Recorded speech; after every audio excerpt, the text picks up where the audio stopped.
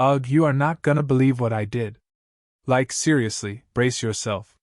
You know how sometimes you just have these moments, these tiny little split seconds where everything kinda clicks into place, and you just know, deep down, you're about to do something totally wild?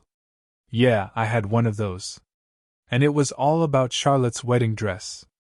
My best friend, Charlotte. Or, well, she was my best friend. Hi, I'm Tiffany, I'm 28, and yeah, things got complicated. So, okay, rewind a bit. Charlotte and I, we've been thick as thieves since like forever. Grade school, middle school, high school, even shared a dorm for a hot minute in college before I decided that whole academia thing wasn't really my vibe. We were always together. Or at least, we used to be. Lately, it felt like she was kinda pulling away, all wrapped up in her new fiancé, Mark. He's one of those overly nice guys, you know? Always offering to help, always smiling, kinda makes you wanna punch him. No offense to Charlotte, I guess, but seriously, can someone be that nice? It's suspicious. Anyway, Mark proposed, and Charlotte went full-on bridezilla, but like, in a quiet, simmering way. She wasn't yelling at anyone, but you could just feel the tension radiating off her when things weren't perfect. And her dress. Oh my gosh, her dress. She'd been dreaming about this thing since we were little girls. It was this custom-made, ridiculously expensive gown. Like, we're talking more than my car, probably. She showed me pictures, and honestly, it was stunning. Too stunning. Like, out of a magazine, red carpet ready stunning. And I just had this nagging feeling in the back of my mind, you know? Like, this is her big day, but what about my big day? I mean, I'm supposed to be her best friend, practically her sister, and here she is, about to look like a literal supermodel. Meanwhile, I'm still figuring out how to make my car payment on time every month. It's not fair, right? I probably should have seen this coming, honestly. There were always little things. Like, remember when we went to that concert, and I spent ages doing my hair, and she just threw hers up in a messy bun and still got more attention. Or that time we both tried out for the lead in the school play, and she got it, even though I clearly had more experience. It's not like I'm saying she tries to outshine me, but it just always happens. And it grates on you, you know? It really does. So, the wedding planning was in full swing, and Charlotte was just glowing. Every time I saw her, she'd be gushing about Mark, or the catering, or the flowers. And the dress. Always the dress. She kept it at her mom's house, all safely tucked away. She was so paranoid about anything happening to it. And I get it, it's a big deal. But also, she was so focused on her own happiness, she barely seemed to notice I was even there half the time. It was like, "Oh, Tiffany, you're here. Great." Not, "Tiffany, how are you doing? What's going on in your life?" It was always about her. Always. I remember one time, we were out getting pedicures, and she was talking about how stressed she was about the seating chart. And I was like, "Yeah, I get it, weddings are a lot." And then I started to tell her about this thing that happened at work, with my boss being all weird and demanding, and she just kinda zoned out. Like, completely. She nodded, but her eyes were glazed over, clearly thinking about whether Aunt Carol should sit next to Uncle Bob. It's like, hello? I'm talking about my actual life here, and you're worried about who's gonna get along at dinner? Between us, I wanted to scream. The idea, the truly insane idea, popped into my head one Tuesday. I was scrolling on Facebook, just looking at all these engagement photos and wedding announcements, and feeling kinda meh. And then an ad popped up. For Knockoff wedding dresses. And something just clicked. It was like a flash of lightning. I thought, what if? And then, no, Tiffany, that's crazy. But then, is it though? I started looking. Just casually, you know? Like for fun. And some of these knockoffs, they looked so similar to the real thing. Like shockingly similar. And cheap. So cheap. My mind just started racing. What if I could get one that was almost identical to Charlotte's? And then, what if I switched them? I know. It sounds completely bonkers. But honestly, I was feeling so overlooked, so taken for granted. Like, this was my chance to finally get some attention. To show her that I'm not just some background character in her perfect life. I just needed to feel like I mattered. And maybe, just maybe, if her dress wasn't perfect, she wouldn't look so perfect either. Call me petty, call me whatever you want. But it felt right in that moment. The hard part was getting access to the dress. Charlotte's mom kept it under lock and key, literally. It was in a special garment bag, in a spare bedroom closet, locked with a padlock. But I knew Charlotte's mom's schedule. She volunteers at the animal shelter every Tuesday and Thursday afternoon. And I knew where she kept the spare key to her house, for emergencies. Charlotte had told me years ago, laughing about how her mom was so paranoid. Just in case, she'd said. Oh, the irony. So, I ordered the knockoff. It was surprisingly fast, actually. It showed up in like a week. I had it delivered to my office, to avoid any questions from my nosy roommate. It was a little off-white, not pure white like Charlotte's, but I figured in the chaos of a wedding day, with all the photos and the lights, no one would notice. And the lace, it wasn't as delicate, but from a distance, it looked pretty good. Honestly, it was a surprisingly decent dupe for like a tenth of the price. My inner monologue was all, see? You can get something just as good for way less. Charlotte just likes to show off. Then came D-Day. Or more accurately, T-Day. Tuesday. I called Charlotte's mom, pretending to ask for a recipe. Oh, by the way, I said, trying to sound casual, I was thinking of dropping by tomorrow afternoon, just to say hi and maybe grab that cookbook you mentioned. She said she'd be out volunteering, but to just let myself in. Bingo. She totally fell for it. Score 1 for Tiffany. I grabbed the spare key from under the fake rock by her porch.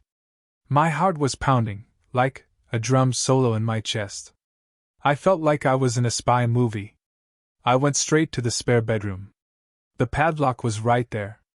I had planned this, of course. I had bought a bolt cutter at the hardware store a few days before, telling the guy it was for some old rusty chain link fence in my backyard. He didn't even bat an eye. People believe anything. I snipped the lock. It made a surprisingly loud clunk noise, but no one was home, so whatever. I pulled out Charlotte's dress. It was heavy, so much fabric. And beautiful. I mean, it really was. But I just thought, you know what? She doesn't need to look that good. And then I carefully, very carefully, took out the real dress and replaced it with the knockoff. I folded the real dress up as small as I could, shoved it into a duffel bag I'd brought, and then put the knockoff back in the garment bag, even zipping it up perfectly. I even put a new padlock on, just so it looked like nothing had happened. A quick trip to the store earlier had gotten me a new one that looked exactly like the old one. See? I think of everything. I practically floated out of Charlotte's mom's house. I was so proud of myself, so giddy. It felt like I had pulled off the heist of the century. I drove straight to my apartment, stashed the real dress in the back of my closet, under a pile of old blankets. My roommate was still at her job, so no questions asked. The wedding was just a few days away. The anticipation was killing me. I was nervous, yeah, but also kinda thrilled. Like, imagine the look on her face when she realizes. Or even better, what if she doesn't realize until she's walking down the aisle? That would be epic.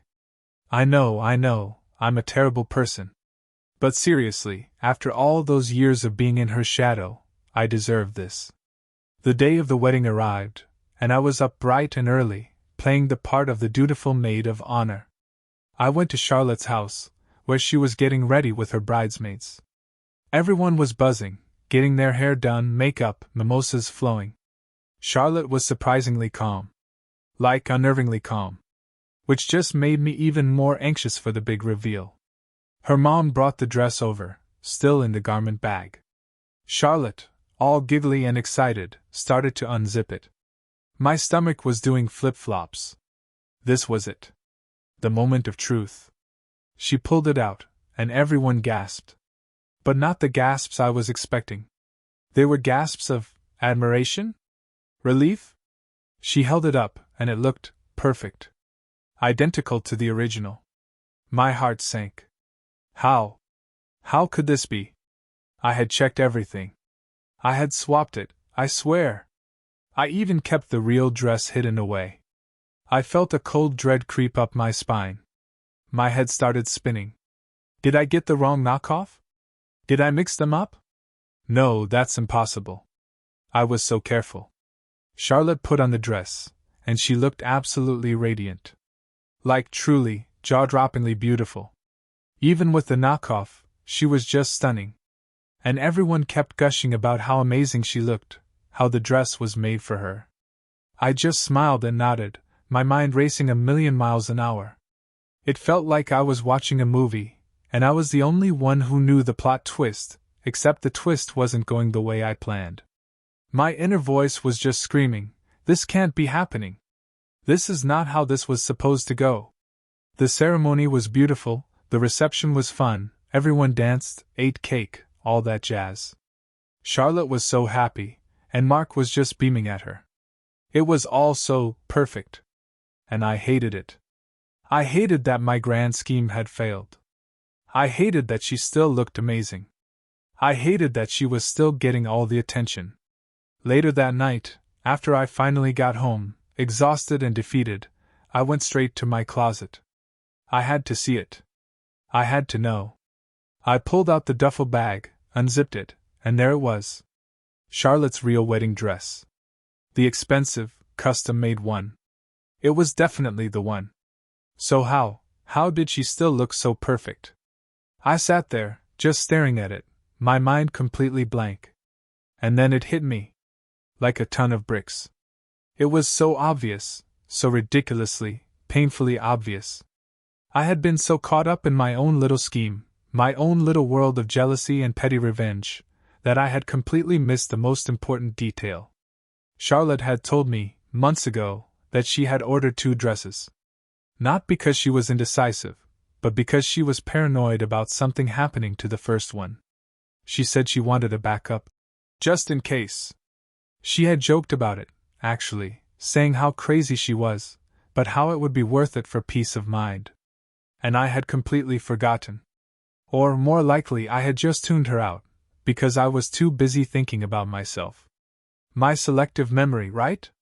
So, while I was busy sneaking into her mom's house, cutting locks, and swapping out dresses, Charlotte had just gone and picked up her other dress. The identical backup. The one she had paid for, the one she truly wanted. My brilliant plan had been completely useless. It was like I had walked into a spider web, and instead of catching anything, I just got tangled in my own mess. And then, the real karma started. Not right away, of course. Karma's a sneaky little thing, it waits.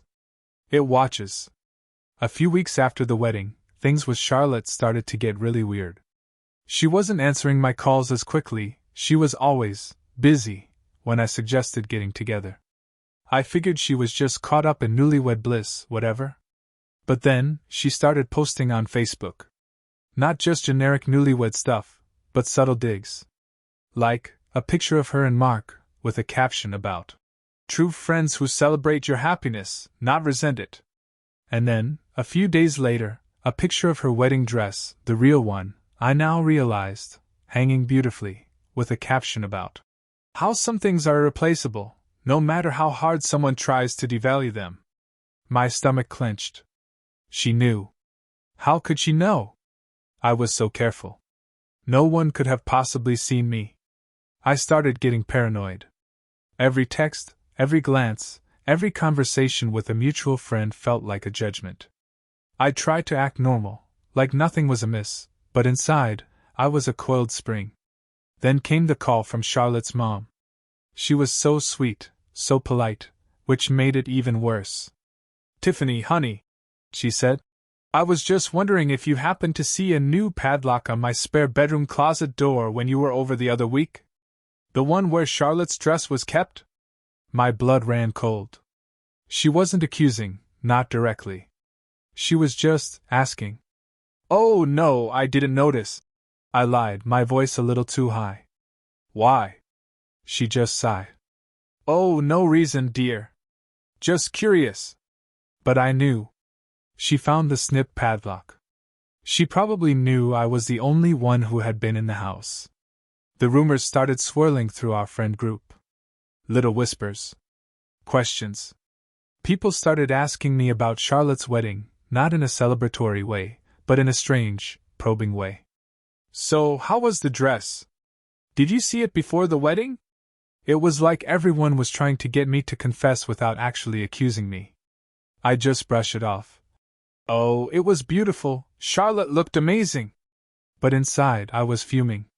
Why was everyone so obsessed with my business? It wasn't fair. Then, the ultimate blow. Charlotte and Mark announced they were moving. Not just to a different part of town, but to Phoenix. Across the country. For Mark's job, they said. But I knew. It was because of me. She didn't want me in her life anymore. She was cutting me out. And everyone else, they seemed to be fine with it. No one tried to talk her out of it. No one even seemed sad that I was losing my best friend. They were just like, oh, that's so exciting for them. I tried to act like I didn't care. Good for them, I'd say, with a shrug. Phoenix is nice. But honestly, I was devastated. Not because I lost Charlotte, but because I lost my place in that friend group. She was the glue, and now that she was gone, everyone else slowly drifted away from me too. No more brunch invites, no more late-night gossip sessions. My phone went silent. It was like I was invisible. My roommate started getting weird with me too. She'd leave passive-aggressive notes about dirty dishes, or missing items from the fridge. I knew she was hearing things, hearing the rumors. One day, she just sat me down, completely out of the blue, and said, Tiffany, I think it's time we go our separate ways. I was shocked. What? Why? I demanded. She just looked at me with this blank expression. It's just not working out anymore. I need a change. But I knew. She thought I was toxic. Everyone thought I was toxic. It wasn't my fault, though. They were all just so quick to believe the worst. So, I had to find a new place. And with rent being what it is, I ended up in this tiny, dingy apartment on the outskirts of town. No more shared expenses, no more splitting the bills. It was all on me. And my job, which used to be just the office, suddenly felt like a prison. My boss started nitpicking everything I did, always finding fault. It's like the universe was conspiring against me. And my finances? Oh, don't even get me started. I used to rely on Charlotte for certain things, you know? Like, when we'd go out, sometimes she'd cover the bill, or she'd lend me money for something. Not a lot, just little things. But now that she was gone, and my social life had evaporated, and my job felt like it was on the line, every penny counted. And I was always short. Always struggling. The little bit of money I had saved up? Gone. Poof. Just like that. I'm alone now. Really alone. Charlotte and Mark are happy in Phoenix, probably living their perfect little lives, completely oblivious to the chaos they left behind. And I'm stuck here, in this tiny apartment, with no friends, a job I hate, and barely enough money to get by. Do I regret what I did? No. Not really. I mean, I regret that it didn't work. I regret that she had a backup dress. I regret that she found out, or that her mom found out, or that the rumors spread. I regret that I'm the one who ended up alone and struggling. It's not fair. I was just trying to, well, I don't know. Level the playing field, maybe? Make things a little more even. And instead I lost everything. It's always me. Always me who gets the short end of the stick. But you know what? I don't care anymore. Let them all think what they want. I did what I had to do. And if they can't see that, then that's their problem, not mine.